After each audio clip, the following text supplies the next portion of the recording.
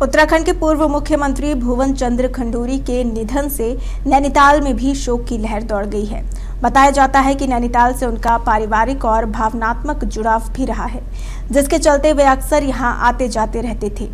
स्थानीय लोगों के अनुसार खंडूरी नैनीताल स्थित पाषाण देवी मंदिर के दर्शन के लिए अक्सर आते थे और इस स्थान से उनका भावनात्मक जुड़ाव भी बताया जाता है।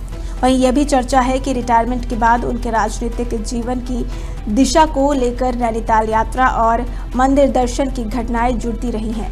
नैनीताल में उनके कार्यकाल और निर्णयों को लेकर भी लोग उन्हें याद कर रहे हैं। स्थानीय स्तर पर झील संरक्षण और भवन निर्माण की ऊंचाई पर नियंत्रण जैसे कदमों को उनके कार्यों से जोड़ा जाता है। उनके निधन के बाद नैनीताल में लोगों ने उन्हें भावपूर्ण श्रद्धांजलि अर्पित की और उनकी सादगी व कार्यशैली को याद किया जा रहा है। नैनीताल से भुवन सिंह ठठोला की रिपोर्ट।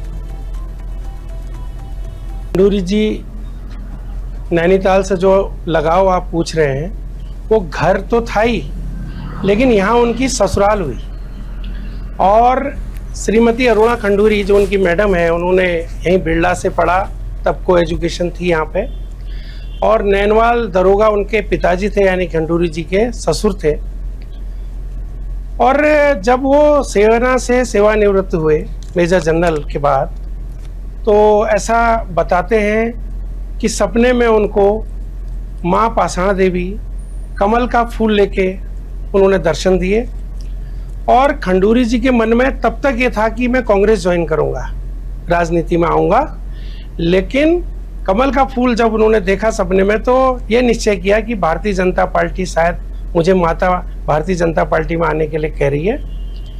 और माँ पाषाण देवी में तो उनकी इतनी अटूट अगाध श्रद्धा थी कि जब वो नैनीताल आते थे तो पाषाण देवी अवश्य जाते थे।